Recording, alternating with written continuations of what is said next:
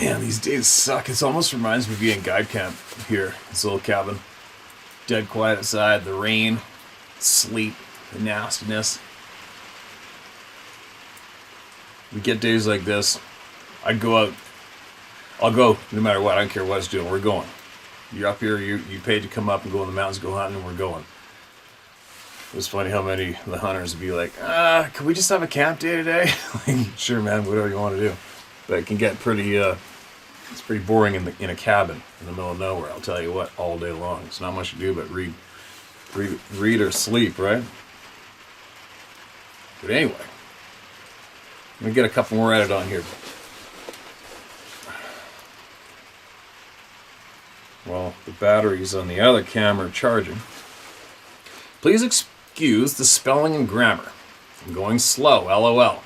My name is Brian. Okay, Brian, let her rep.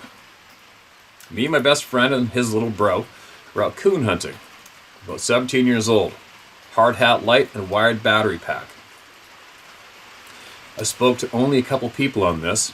I don't think Sean and Rooster has told anyone. We had been out around 2 hours. Had a blue tick hound with us. We were making tracks up the foot of Mount Nebo in Dardanelle, Arkansas.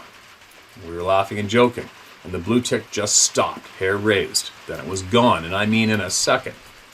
The feel of fear came over us. The hair on my neck stood up, then a long howl. I've heard bobcats, cougars, yep, we got them, and wild dogs, and this was nothing we heard before. We spent our lives in the woods. This howl sounded kind of human, but not. We glanced at each other and took off running. After 8 steps, I heard a voice in my head. It said, I've seen you all many times. We run and run. Finally, his grandpa's house, etc. Their dog is laying, their dog is laying on the porch asleep when they walked in. That's the end of the story. Okay, Brian. Short, sweet, to the point. Gotcha. Let's go back to where that was again. Dardanelle, Arkansas. Okay, Brian, you know what? For you bravely coming forward with what you heard and felt, and obviously you sought this place out, you know what it was. But maybe, hopefully, possibly, somebody from that same neighborhood will chime in the comment section below, or you'd be knee-jerked to email us more about what possibly gone on around there to them too, alright? Welcome to the Club of No Return. Man, it's cold out here. Colder than where I've been at home for the past while. Alright, let's get this one more added on here, and then I'm going to go do something else. Sabe, question mark. Hi, Stephen. My name is Neil Clausen. Feel free to use my name. First saw your hunting stories when they came up on my YouTube feed about 1.5 years ago. Right away I could see you're a hell of a storyteller, and I was hooked. When your videos then changed topic to Sabe encounters, I kept watching, and I haven't missed one since. For me, it's quite shocking, in a good way, to see you speaking of this topic in your sincere, no-nonsense way. I really appreciate and look forward to each video. Right on, man. Thanks for the kind words. Support. I don't have an encounter experience of my own to share, but listening to you has brought a memory back to me and made me wonder if I had missed out on an opportunity to gain some knowledge. This is about 5 or 6 years ago. My wife and I had been invited by another couple to come spend the weekend at their parents' cabin, let's call the parents Rob and Simone, in Tulameen, BC. I'm not sure if you've ever been there, Steve, but we took what seemed to be a back road to get there, off of the 97C, a windy gravel road that seemed like we were driving through a fairy tale forest. We followed our friends down this road, and for some reason they were driving extremely fast. At the time I thought maybe they were just in a hurry to get the weekend started, and now I've started to wonder if they just wanted to get through this stretch of forest quickly. Anyways, we got there with that incident and popped the top off of a cold one. Rob took us guys in a quad ride that day up the switchbacks into the hills above the town. After about an hour or so of riding, we got to a clearing and a small lake and stopped for a drink. At that time, I had a sudden urge to go number 2 and told the guys I'd be right back. For some reason, when I told them, they looked at each other with an odd expression. I thought it was weird by the way they looked at each other, but then who knows?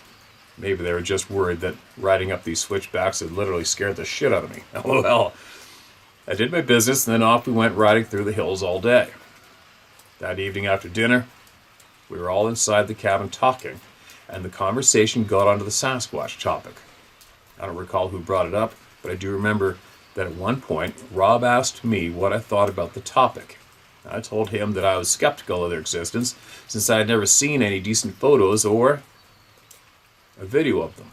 And I remember clearly then that he asked me this: what about all the people who stated they have seen these things? At the time, I didn't really comprehend what he was asking me.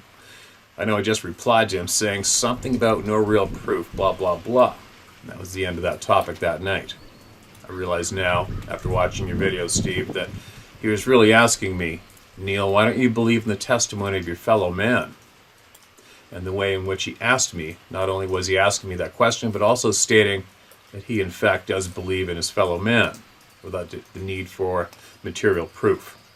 Alas, that it went right over my head back then, and now when I think back, I just feel like a fool. It makes me wonder also if he was testing the water with me. Maybe he had experiences of his own that he wanted to share. If so, I blew it big time. My gut tells me I missed out on some truth. I often wonder if I should try to reach out to him. I want to ask him if he was trying to tell me something, but I don't know if I should. It's so long ago now, he may not even remember me. Anyways, I'll finish off by saying thank you, Steve. Thank you for speaking so forthright about your thoughts on this topic and other issues, and encouraging everyone to trust each other. It's just such a breath of fresh air. Take care and all the best, Neil. Neil, thanks for that, man. I'd say from the way he was delivering it to you, he probably nailed it on the head. He was probably getting ready to open up to you with what they knew was around there, what they've seen on Stretch of Road. I do the same thing. That's exactly what I do to people. Hey, you ever had anything weird happen or whatever? And then you read their body language, you see their eyes and everything too. People, eyes don't lie. And the eyes will tell you whether it's a waste of time to pursue the topic with this individual or not. That's what he was doing with you. For sure. Who knows, if you got his email, why don't you, people that know of these things and seen these things, it doesn't matter how many years ago it was, it is etched in your frickin' eyes and ears, your brain, crystal clear, non-stop for life, right? So, that being said, your friend, I bet if you could possibly email this particular video to your friend, and then I would imagine they would probably contact you right away and spill. Big time. That's my guess.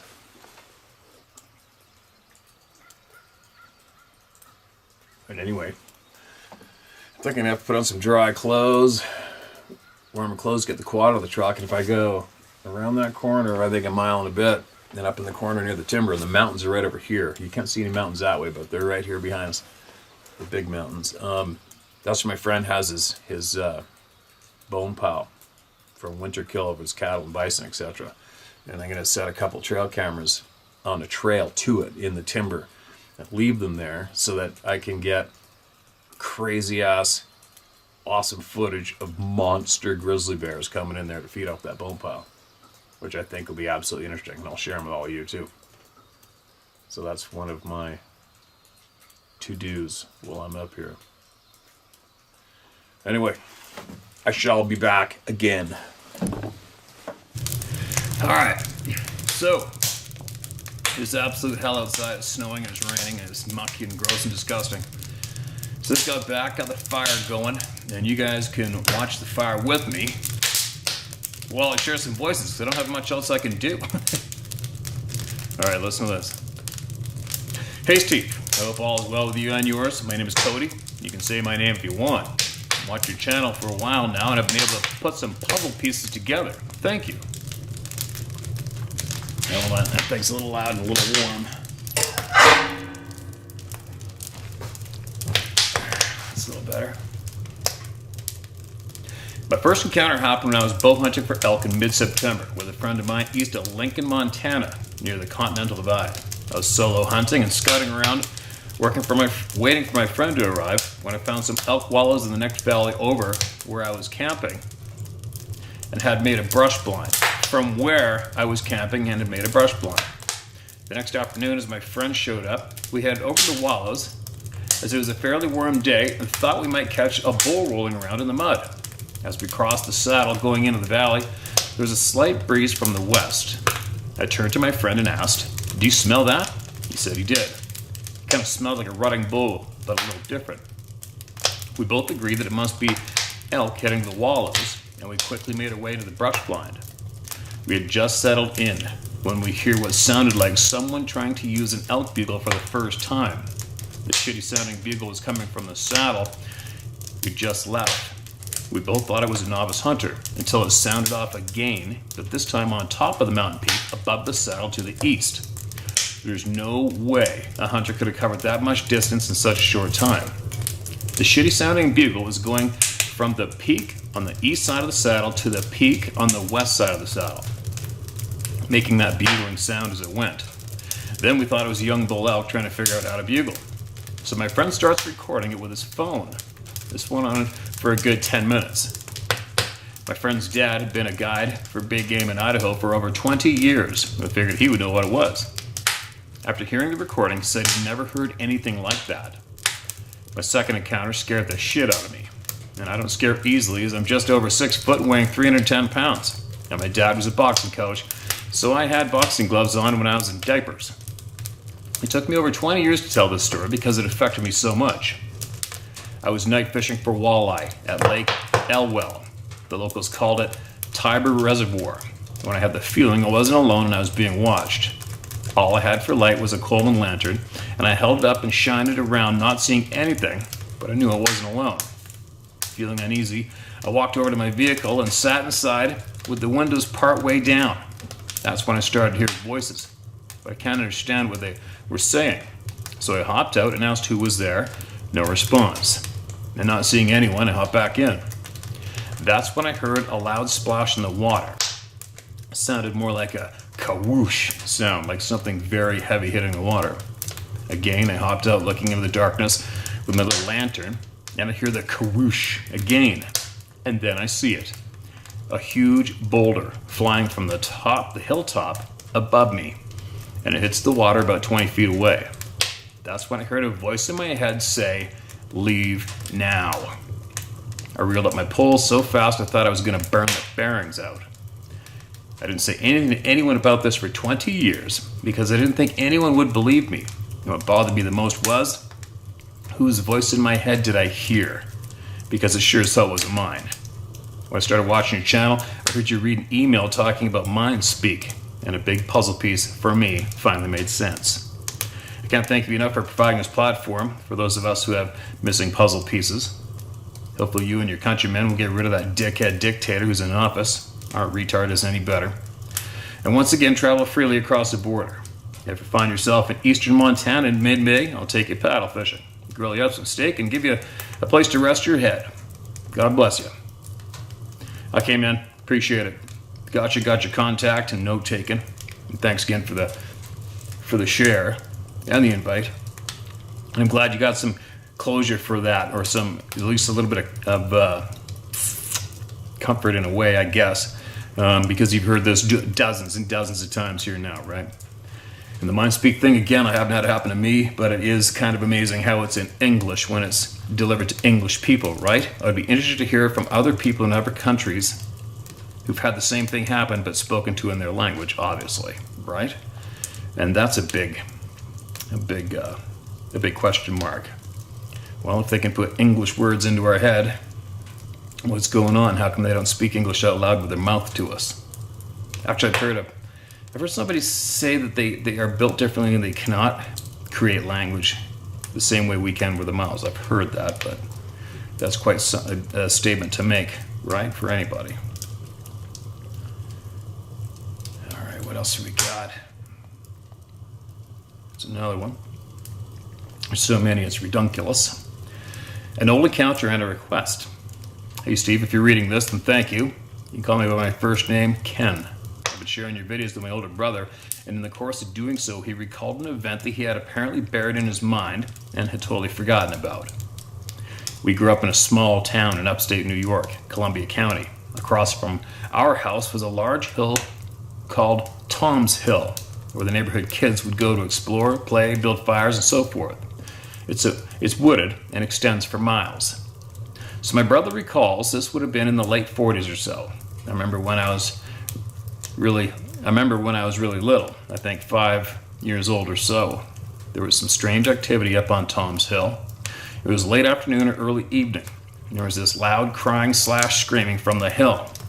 I thought it was a baby crying, but it was too loud for that, and it did not sound human. It went on, and it was kind of scary. Before too long, there was a crowd of people standing along the road trying to figure out what it was. After a while, a group of neighborhood heroes went up the hill with their hunting rifles. I was quickly ushered into the house and probably planted in front of the TV. I don't remember if they found out what it was, but I seem to remember that they claimed it was a bobcat. As you would say, Steve, I think you know what it was. I've never had an encounter with Saturday myself, but I've been digging into this topic for some time now. My request to you would be for you to please ask Edgar, Owlman, and others who claim to mind speak with the Sabbath the following questions. Number 1, what are the tree structures for? Number 2, what do the tree breaks indicate? And how can we interpret them?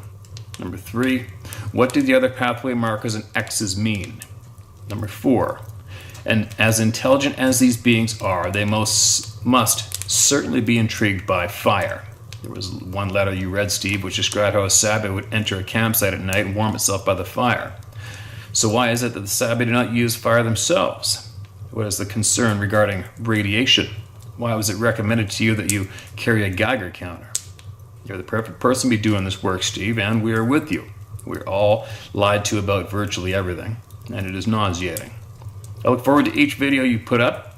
Please, if I can be of help to you in any way, feel free to reach out. Stay safe up there in the People's Republic of Canada, Cannon, Wisconsin. Yeah, thanks, Ken. I'll tell you what, it's the bullshit going on up here is definitely challenging, but I think I may have just been enlightened on how I can freely, legally cross the border. So I might be doing that soon. Yeah, the question's being answered. I'm sure they will get knocked off one by one on this channel eventually. Quick note, I forgot to mention to Cody with the elk hunting encounter.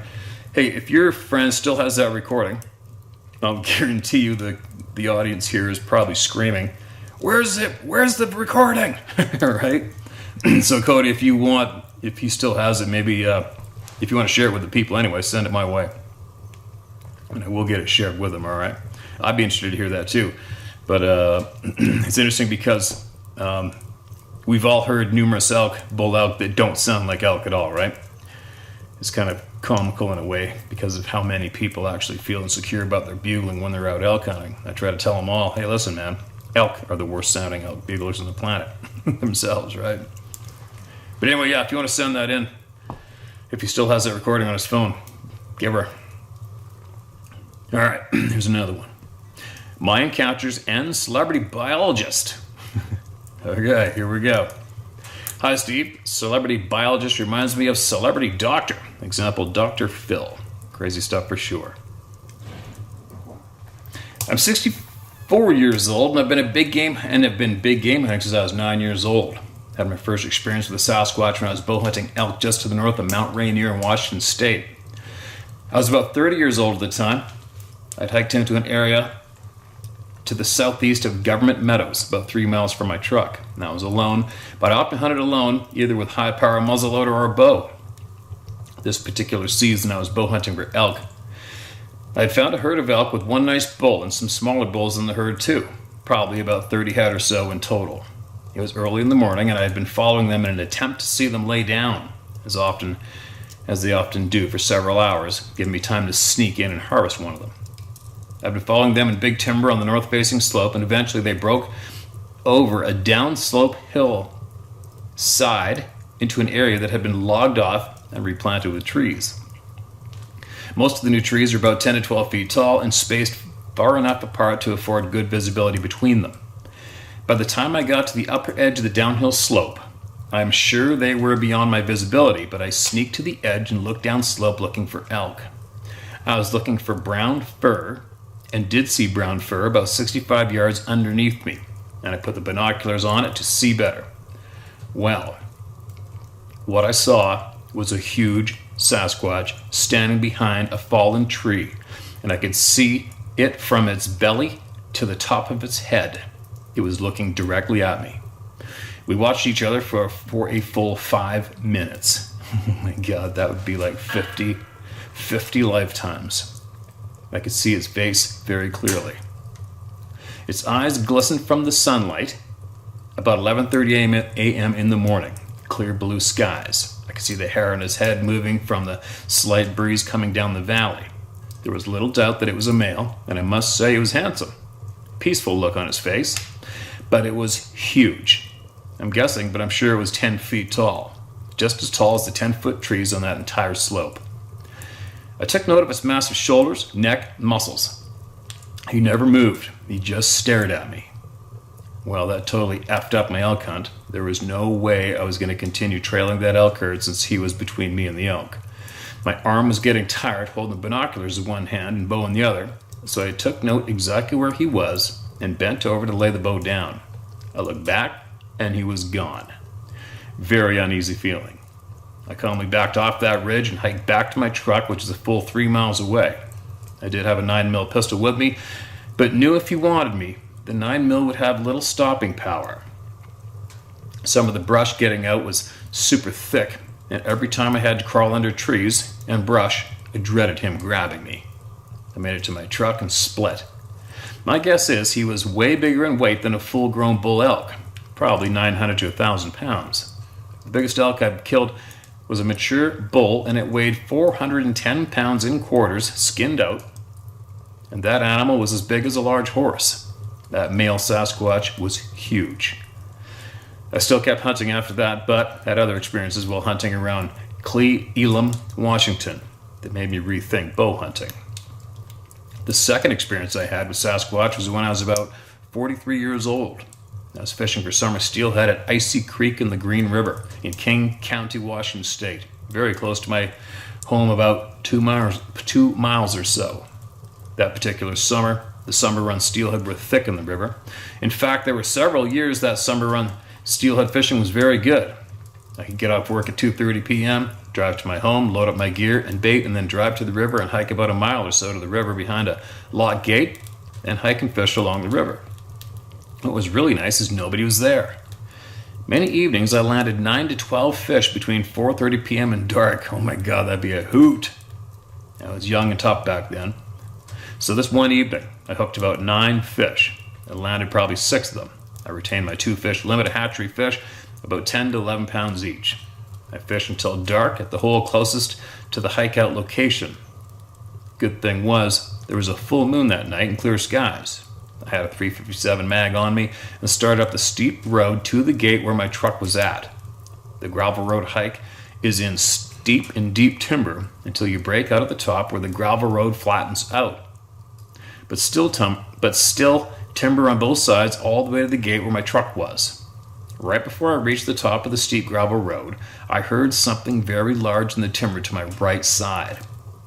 At first I thought it was elk, but I kept hearing the noise of something walking in the timber and brush that was heavier than an elk, and it was obvious it was 2-legged. I never saw it because it was too dark. It followed me all the way to my truck, and I'm sure it was only 50 feet from me.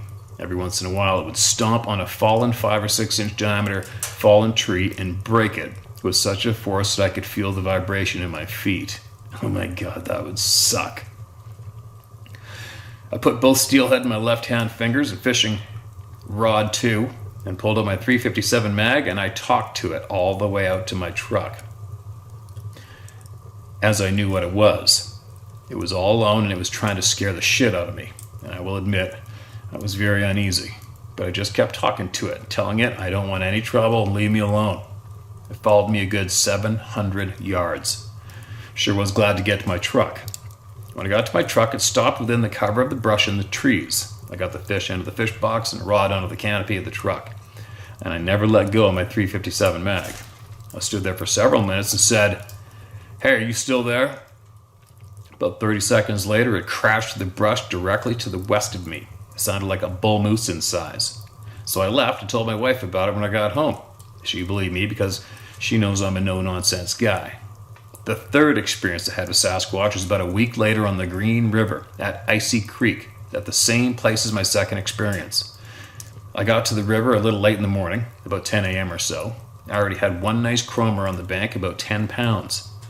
Here I was, standing up to my waist in water, fishing a super good hole, and I hear behind me a bear literally bawling at the top of its lungs and crashing through the brush directly at me. I know you said you have never heard a bear bawl and that you have heard them breathing hard when they're running from something, but this bear was absolutely in panic mode. I pulled up my .357 mag and aimed it at the edge of the timber. Out comes this fully grown black bear, about 400 pounds, running directly at me. And I swear to God, that bear was so lucky I didn't plug him. The instant he saw me, it diverted away from me at an angle and missed me by about 30 feet and jumped in the river and swam to the other side, about 35 yards, and ran up the other side without shaking off the water. He just kept bawling and disappeared into the timber on the opposite bank. Now, believe me, I've been hunting for too long to not still be aiming my .357 mag at the timber edge that this bear burst out of. But nothing came out of the timber. We have 0 grizzly bears here. What in the heck could have terrified a fully grown black bear other than a Sasquatch? With my previous week's second experience, while walking out at night, I have no doubt Sasquatch lives there. I did keep fishing that section of the river for years and was never scared to fish alone. Oh man, good for you. I've had that horrible feeling of fear and almost panic feeling for no reason while hunting alone in deep timber to the southwest of Mount Rainier while elk hunting. I had a 300 Winchester mag with me too. Believe me, I'm an assassin with that 300 mag, but for whatever reason, I have had to exit the timber several times because of unknown cause of this horrible feeling. It is like this. Everything gets very quiet and no wind blows and I can't smell a damn thing. The silence is deafening and my gut feeling is on fire. Safety off and 360 monitoring and slow all the way out of there. No doubt. I've seen orbs one time years ago while alone up a 4-wheel drive road to the north of North Bend, Washington. I arrived at Camp First up a nasty 4-wheel drive road. I was alone and expected my friend and his father to meet me the next day for blacktail hunting. At night I was alone and the fire had gone out. I was sitting on the tailgate of my Jeep 4000 Gladiator pickup, just looking at the nice stars, when a dull green orb came over the top of the mountain and dropped down into the valley below me. Wow. Then went up over the top of the opposite mountain and disappeared. I have not an explanation other than that super wild. The last odd thing I'll tell you, and something I gleaned from Scott Carpenter's videos, is that he says oftentimes Sasquatch will follow you home. That may be true, and I will tell you, we had some pretty good sized healthy branches get broken off 12 to 14 feet off the ground around our home. These branches were about 4 to 5 inches in diameter. We live in a somewhat remote foothill area of the Cascade Mountains, very close to that Icy Creek, Green River situations I discussed above. We often have a herd of elk and often deer in our backyard. We even had a mother cougar and her cub visit our backyard. One day after we had discovered about 7 broken healthy branches broke off high up in the tree, and mind you, I checked for bear claw evidence on the tree trunk and there was no claw marks. But I was setting mole traps in our backyard. Our backyard looks like a park, and I know how to trap moles with something called the gopher hawk. Best invention ever. So here I was, setting a trap in the backyard about 12 noon, and it was clear, beautiful summer day and no wind. I was under a canopy of maples at the edge of a backyard, kneeling down, and I get this message in my head. Hey, why are you hurting those ground animals? Without thinking, I verbally responded, because these zephyrs are messing up my yard. All of a sudden, I hear a branch snap right above my head, and I get whacked across the top of my head hard enough it staggered me, and I fell over to my side onto the grass. It hurt bad. I stood up expecting to see a person with a branch in hand, but nothing. My wife saw the entire thing happen from our second-story deck and said, "Are you okay?" I asked her who hit me. She said, "The branches just broke and hit me." No way, man. That was a healthy branch with green leaves on it, and I have no explanation for that other than it happened. maybe another email will tell you about all the UFOs my hunting buddies have seen up in the wilderness while hunting for years.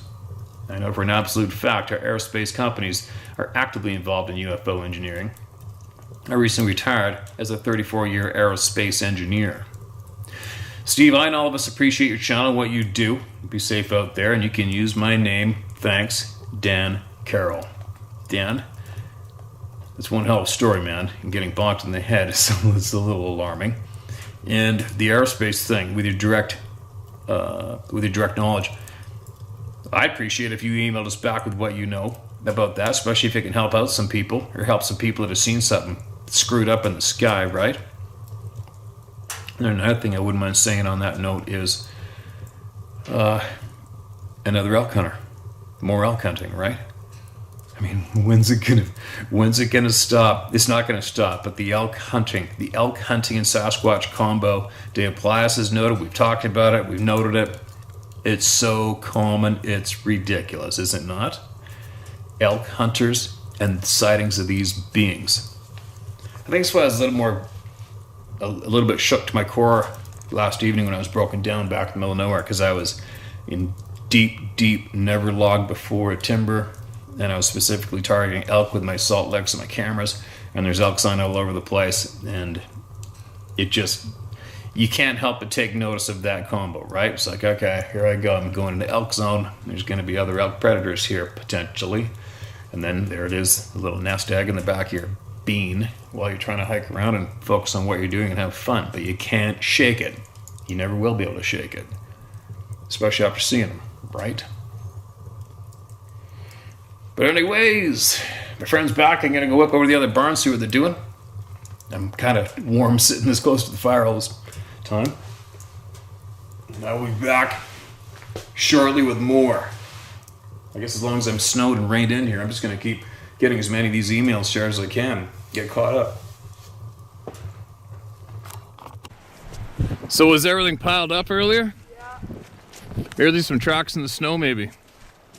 Everything's piled up right here. I'm in the hole. And you're chopping wolves here? No, I didn't set a single snare around this big pile of food. Really? Oh, there's a Highland cow head. So you got a good trail here, eh? Yeah. Put the camera on it, maybe? This big pile here is probably almost 10 years old now. Really? Yeah. I put daisies on here and I'll bet you some prints in that mud right down there. yeah, there's bear tracks. Oh yeah, that's a big grizzly. For sure. He's coming right in to the back. Oh, he was just here. Those are fresh, eh? He was literally just here. Well, he's probably right. He can hear us right now, probably. I'll see what way the tracks are going. They're coming in. Oh, so he's off to our left right now. He's over here. Yeah. That's a big bear. How fresh? They're not that fresh. They're pretty sticky yet. Are they? Yeah. All right, I'll go down there. So it can't be too fresh because there's water all over the prints already. Okay, we'll get ready to shoot him off of me. I'm back here. Back me up. Oh, there's a bear back here. Yeah. Well, we'll get him on video for sure. Not the biggest one. I've seen a lot bigger. Yeah, there's some. I've seen some way bigger. freaking ones that have longer feet Yeah. than these boots. Yeah. This is a younger one. He hasn't been here too much. It looks like he only came in once. Yeah, ripped around that crap there. See, I would put that video camera on that post there. Or I put two. Well, when all this grass grows up, it's going to trigger the camera in the wind. Yeah. So this should stay muddy down here, right? I put one right here because it's always coming from the top. Okay. These tracks coming down in. All right. Oh, wolf track right there. Oh yeah. All right. Well, maybe we'll put it right on this pole. Yeah. Just stick it this way. Okay.